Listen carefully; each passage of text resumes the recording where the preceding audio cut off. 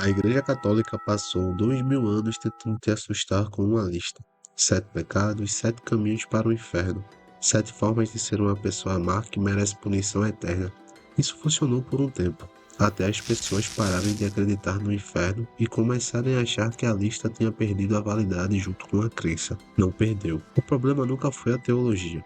O problema foi o verniz religioso que escondeu o que a lista realmente é: um mapa do comportamento humano mais preciso do que qualquer manual de psicologia que você vai encontrar em uma livraria hoje em dia. Esses 7 padrões não foram inventados pela igreja, foram observados por ela, e observados tão bem que 2000 anos depois continuam descrevendo cirurgicamente o que você faz quando acha que ninguém está olhando. Esse vídeo não é sobre religião, é sobre o espelho mais antigo que existe, e o que você vai ver nele pode ser desconfortável. Soberba. O sistema que não aceita atualização. Sabe qual é o único animal do planeta capaz de construir uma narrativa elaborada sobre por que ele é especial? Sim, você sabe a resposta. O engraçado é que essa convicção, essa certeza morna de que você é um pouco melhor que a média, é exatamente o que te torna mediano, porque um ego inflado funciona como um computador que parou de aceitar atualizações. Tudo que chega de fora é ameaça, crítica ou inveja dos outros. Nunca uma informação útil, nunca um sinal de que você errou. Sócrates percebeu isso no século V a.C. e pagou caro por ter percebido. Ele andava por Atenas fazendo perguntas simples para pessoas que se achavam sábias, generais, poetas, políticos, e descobria publicamente que elas não sabiam de nada. O resultado? A morte. Ele foi executado, não porque era burro, mas porque fazia os soberbos parecerem burros. A soberba, quando ameaçada, ela não recua, ela elimina a fonte do desconforto. Nietzsche chamou isso de ressentimento. A versão mais perigosa disso. A soberba do fraco não parece arrogância, ela parece uma indignação moral. É o sujeito que não consegue subir e então se convence de que lá em cima não vale nada. Que quem chegou lá é desonesto, teve sorte, nasceu em berço de ouro, nunca, em hipótese alguma, que ele poderia estar errado sobre si mesmo. E aqui está o dado que ninguém quer ouvir. A soberba é mais comum entre pessoas inteligentes do que entre pessoas burras. O sujeito realmente burro tem dificuldade de construir uma narrativa sofisticada que a soberba exige. O inteligente consegue montar um argumento coerente para qualquer coisa, inclusive para provar que ele é melhor que você. Dunning e Kruger estudaram isso nos anos 90 e descobriram algo perturbador. Os menos competentes em uma área tendem a subestimar brutalmente suas habilidades porque não têm nenhum conhecimento suficiente para medir a própria ignorância. Mas o dado que menos se fala é o outro lado da curva. Os realmente competentes tendem a subestimar porque sabem o tamanho do que não sabem. A soberba é quase sempre sinal de que a pessoa parou no meio do caminho achando que tinha chegado no objetivo final. A igreja colocou a soberba no topo da lista por uma única razão. Tirando o verniz religioso, é bastante lúcida. É o pecado que gera todos os outros. Não porque Deus se ofende com quem se acha importante, mas porque uma pessoa que não consegue questionar a si mesma está perdida de um jeito muito específico. Ela vai repetir os mesmos erros com confiança crescente, até que a realidade a corrija de um jeito que dói. E a realidade sempre corrige. Sempre. Napoleão achou que a Rússia iria se curvar como os outros. A Alemanha achou a mesma coisa. 200 anos depois, no mesmo país, no mesmo inverno. A soberba não aprende com a história porque a soberba não aprende com nada. Essa é a definição do problema. Inveja.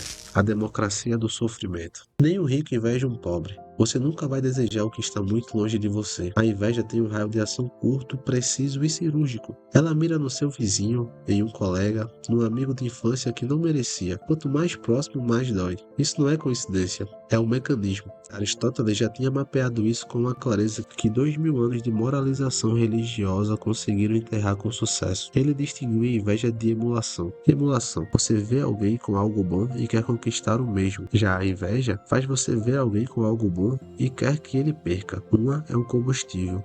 A outra é o ácido que corrói por dentro enquanto o alvo da sua inveja dorme tranquilamente. E aqui está o detalhe que torna a inveja filosoficamente fascinante. Ela é o único estado emocional que não oferece nenhum prazer, nem mesmo em fantasia. Raiva tem o prazer da explosão. Gula tem o prazer do consumo. A inveja não. Você sofre quando o outro vai bem, sofre igual quando o outro vai mal, porque nunca é suficiente. É sofrimento com taxa de administração zero e retorno negativo garantido. Rousseau tinha uma teoria sobre de onde isso vem. Ele chamava de amor próprio, que depende do olhar alheio. Diferente do amor próprio natural, que é só autopreservação, esse amor próprio existe apenas em comparação. Você não quer ser feliz, você quer ser mais feliz que o outro. E quando a sociedade inteira opera nessa lógica, você tem uma máquina perfeita de fabricar infelicidade coletiva. E todo mundo correndo, ninguém chegando, porque a linha de chegada se move toda vez que alguém te ultrapassa. O Instagram não inventou isso. Ele só otimizou, colocou o mecanismo no bolso e adicionou métricas em tempo real. Tanto, na Divina Comédia, une os invejosos de um jeito que é quase didático. Demais para ser coincidência. Costurou os olhos deles com arame porque a inveja entra pelo olhar. É uma patologia de comparação visual. Você não teria inveja do que não pode ver. O que ninguém fala é que a inveja diz algo verdadeiro sobre você, não sobre o outro. Ela aponta o que você valoriza e acha que não merece ter. É um mapa do seu desejo mais honesto, mais puro, sem desculpas. O problema é o que você faz com esse mapa. A maioria usa para sabotar, poucos usam para construir. E a ironia final? As pessoas que você mais inveja raramente sabem que você existe. Luxúria. Você não quer a pessoa, você quer a sensação. A igreja errou o alvo por completo. Passou 1000 anos tentando convencer as pessoas de que o corpo é o problema, que o desejo é sujo, que a carne é fraca, e o resultado dessa campanha milenar de repreensão foi exatamente o que qualquer psicólogo de segundo ano poderia prever. O desejo não sumiu, foi para um porão e apodreceu. Mas a luxúria, como um pecado filosófico, não tem nada a ver com sexo. Tem a ver com o que Schopenhauer chamou de Willi, em alemão, traduzindo para o português, à vontade. Essa força cega, sem propósito, sem destino, que te empurra em direção a alguma coisa com a promessa implícita de que quando você chegar lá, vai se sentir completo. E quando você chega, a vontade já aponta para outra direção. Schopenhauer era pessimista porque era honesto. Ele dizia que o desejo é onde a ilusão fica mais visível. Você constrói uma pessoa inteira na sua cabeça, projeta, idealiza, observa e então encontra um ser humano real com trauma, mau humor e hábitos irritantes. O desejo não era pela pessoa, era pela projeção que você criou. A pessoa real sempre decepciona a projeção perfeita. Isso não é fraqueza sua, é o mecanismo funcionando exatamente como foi feito para funcionar, para te manter em movimento, procurando, nunca satisfeito o suficiente para parar. O que a modernidade fez foi industrializar esse ciclo, transformou o desejo em interface, desliza para a direita, para a esquerda e próximo. A luxúria virou design. E o resultado? Uma geração com acesso a mais opções do que qualquer outro período da história, relatando níveis recordes de solidão. Porque o problema nunca foi escassez de opções. Você que foi ensinado a consumir pessoas com a mesma lógica que consome conteúdos. Rápido, sem atrito, descartável quando para de ser estimulante. Platão no banquete colocou na boca de Aristófanes um mito. Os humanos eram seres duplos, cortados ao meio pelos deuses, e passaram a vida procurando a outra metade. É bonito, é também completamente impreciso como a descrição da realidade. A gente prefere a história de amor como busca épica à verdade mais prosaica. Que você quer se sentir vivo e o desejo é o atalho mais rápido para essa sensação. O pecado não é querer, é confundir o atalho com o destino. Gula. O estômago nunca foi o problema. A gula como categoria filosófica nunca foi sobre calorias. Essa é a versão medieval do problema, traduzida para uma época em que a maioria das pessoas passava fome e comer demais era literalmente um ato político de concentração de recursos. Hoje a gula mudou de endereço. Ela mora no tempo de tela, na fila infinita de séries, na terceira hora do scroll sem memória do que você viu. O mecanismo é idêntico. Consumo que ultrapassa a necessidade. Entra em modo automático e perde completamente a relação com o prazer real. Epicuro, que todo mundo cita errado, passou a vida inteira tentando explicar uma coisa simples. Prazer não é quantidade, é qualidade de atenção. Ele vivia em um jardim com amigos, comia pão, queijo e tinha água. Dizia que uma azeitona comida com presença era mais prazerosa do que um banquete comido com ansiedade. As pessoas ouviram prazer e ignoraram o resto. 2000 anos depois, o nome dele virou sinônimo de exagero, o oposto exato do que ele pregava. O que a gula faz de mais sofisticado é eliminar o intervalo entre o impulso e a ação. E é nesse intervalo que existe a experiência, sem pausa, sem fricção, sem um momento de realmente sentir o que está consumindo. Você não está aproveitando, está preenchendo. São coisas diferentes e seu corpo sabe distinguir as duas, mesmo quando sua cabeça não quer. A indústria alimentar gastou décadas e milhões de dólares em pesquisas para encontrar o bliss point, o ponto exato de sal, açúcar e gordura que maximiza o consumo e minimiza a saciedade. Não é metáfora, é engenharia aplicada para garantir que você não pare. O mesmo princípio foi replicado para algoritmos, para apostas, para notificações. Você não é glutão porque é fraco. Você é glutão porque é o alvo do sistema projetado por pessoas muito inteligentes e muito bem pagas para te manter consumindo além do ponto de satisfação. Saber disso não vai resolver nada, mas pelo menos faz você deixar de ser ingênuo sobre quem está jogando contra você. A avareza. o único pecado que virou currículo.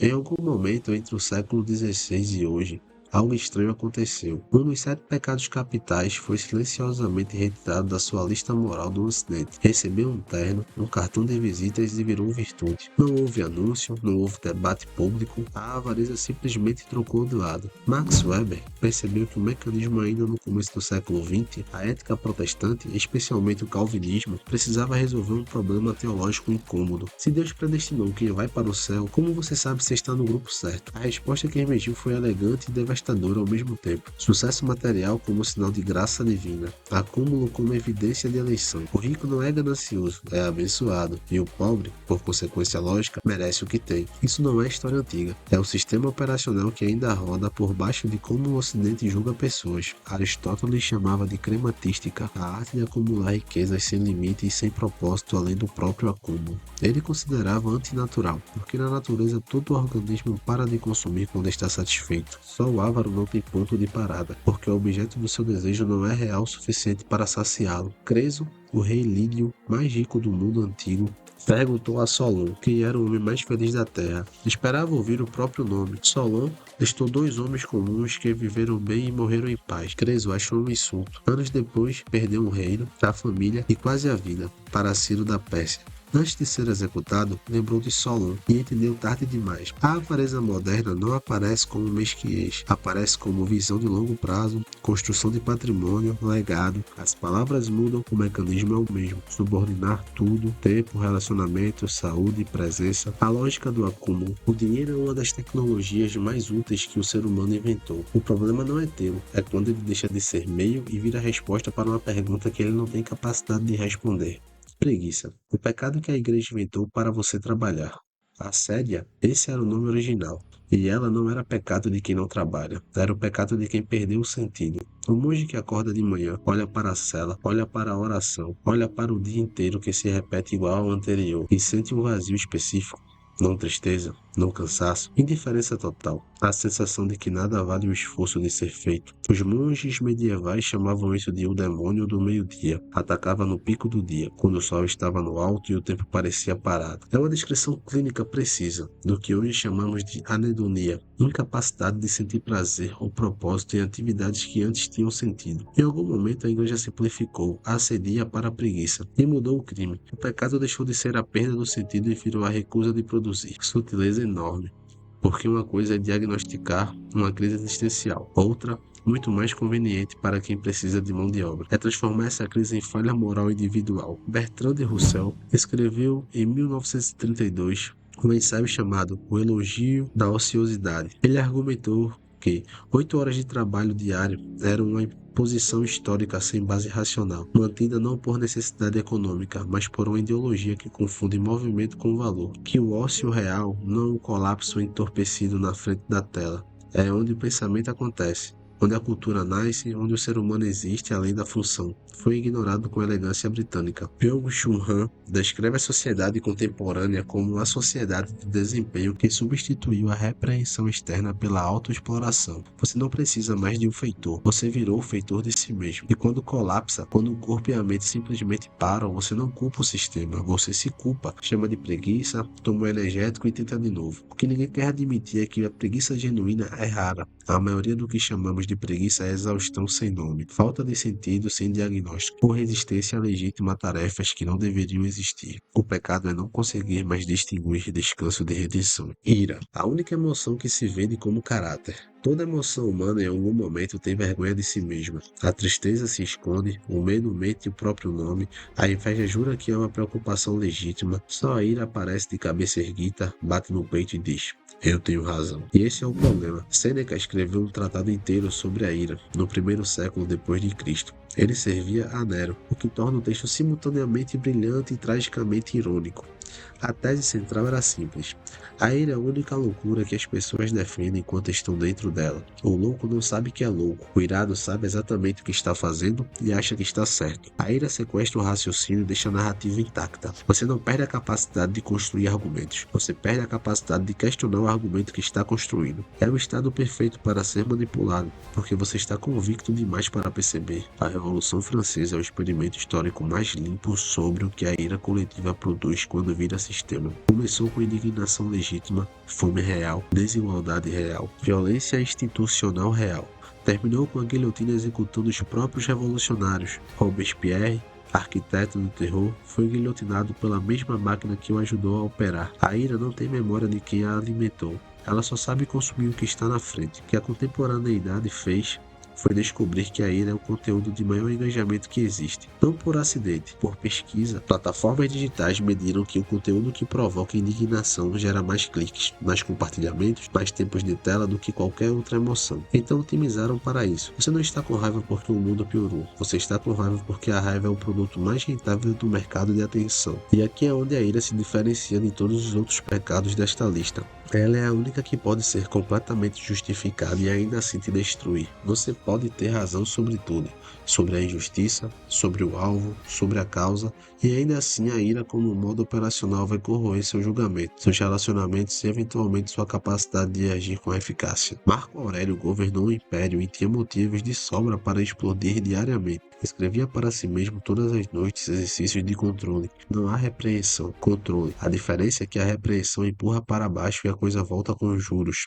Controle é saber onde a emoção termina e a decisão começa. Ele não era santo. Era um pragmático que entendeu que um imperador irado é um imperador previsível. E previsível é vulnerável. A ira que você sente pode ser completamente legítima. O mundo frequentemente merece, mas legitimidade não é eficácia. E no final, o que você faz com a raiva importa infinitamente mais do que ter ou não razão de senti-la. 7 padrões, 2000 anos de observação. Nenhum deles foi inventado pela igreja, foram apenas nomeados por ela. E o fato de continuarem descrevendo com tanta precisão o que você faz quando acha que ninguém está olhando, diz algo sobre a natureza humana que nenhuma evolução tecnológica foi capaz de alterar. Você não é mau porque tem esses padrões. Você é humano. A diferença entre quem é destruído por eles e quem os atravessa não é a ausência dos padrões, é a consciência deles. É saber nomear o que está operando em você antes que ele opere no automático. A lista não é uma ameaça. É um espelho. E o que você faz depois de olhar para ele é a única coisa que importa. Até o próximo vídeo. Se você gostou desse conteúdo, não se esqueça de dar o like e seguir nosso canal. Tchau, tchau.